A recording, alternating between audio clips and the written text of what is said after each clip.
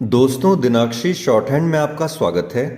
अगर आप चैनल पर नए हैं तो चैनल को सब्सक्राइब करें और बेल आइकन ज़रूर दबाएं।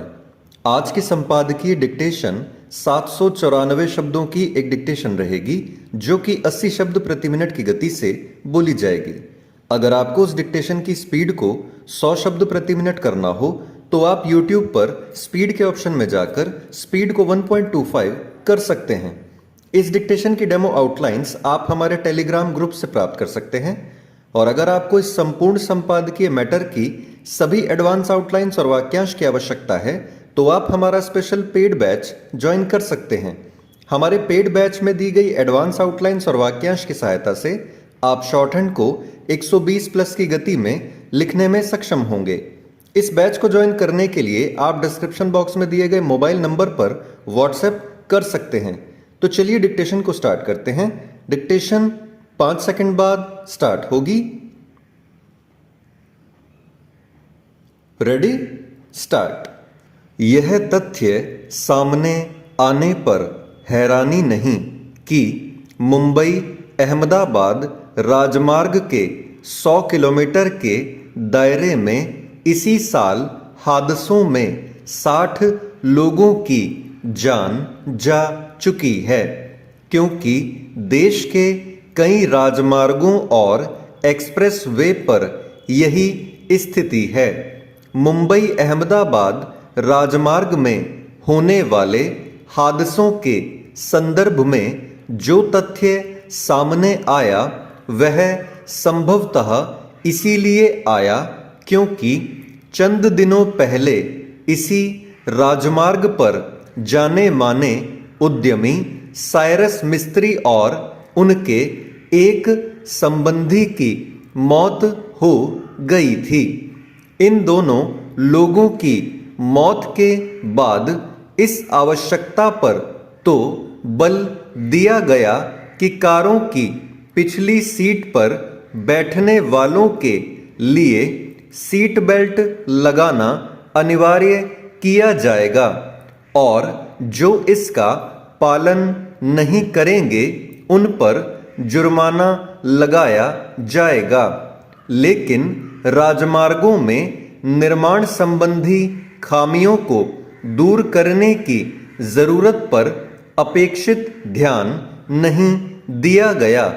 अब तो यह काम प्राथमिकता के आधार पर किया ही जाना चाहिए, क्योंकि यह किसी से छिपा नहीं कि बड़ी संख्या में दुर्घटनाएं राजमार्गों की डिजाइन में खामी के कारण हो रही हैं। इसके चलते ही अधिकांश राजमार्गों पर दुर्घटना बहुल क्षेत्र बन गए हैं। इससे संतुष्ट नहीं हुआ जा सकता कि विभिन्न राजमार्गों में ऐसे दुर्घटना बहुल क्षेत्रों की पहचान करके उनमें आवश्यक परिवर्तन किए गए हैं, क्योंकि सड़क हादसों और उनमें हताहत होने वालों की संख्या में लगाम नहीं लग पा रही है। मार्ग दुर्घटना संबंधी ताजा आंकड़े यही कह रहे हैं कि भारत में सड़क हादसों में मरने वालों की संख्या विश्व में सबसे अधिक है। इन आंकड़ों के अनुसार हमारे देश में हर साल 1.5 लाख से अधिक लोग मार्ग दुर्घटनाओं के शिकार बन रहे हैं। यह संख्या इसलिए गंभीर चिंता का विषय बननी चाहिए क्योंकि भारत में अन्य तमाम देशों के मुकाबले कहीं कम वाहन हैं। अच्छा यह होगा कि इस सच को स्वीकार किया जाए कि हमारे राजमार्गों और एक्सप्रेसवे की गुणवत्ता, डिजाइन और उनका रखरखाव वैसा नहीं जैसा होना चाहिए। रही सही कसर अकुशल वाहन चालकों के साथ यातायात नियमों की अनदेखी, उपयुक्त स्थानों पर मार्ग संकेतों के अभाव और अतिक्रमण ने पूरी कर दी है। एक ऐसे समय जब देश में तेज गति और उच्च क्षमता वाले वाहनों की संख्या बढ़ती चली जा रही है, तब राजमार्गों की गुणवत्ता और विशेष रूप से उनकी डिजाइन को बेहतर बनाने पर विशेष ध्यान दिया जाना चाहिए। यह समझना कठिन है कि नए राजमार्गों की डिजाइन में भी वैसी खामियां देखने को क्यों मिल रही हैं जो दशकों पुराने राजमार्गों पर देखने को मिलती हैं। यह ठीक नहीं कि राजमार्गों और एक्सप्रेसवे के निर्माण में तेजी के साथ ही मार्ग दुर्घटनाओं की संख्या भी बढ़ती जाए।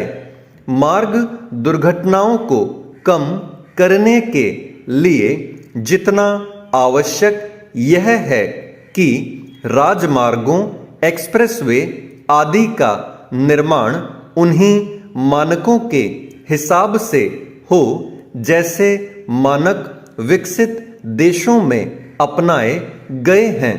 उतना ही यह भी कि वाहन चालक अपेक्षित सतर्कता का परिचय दें।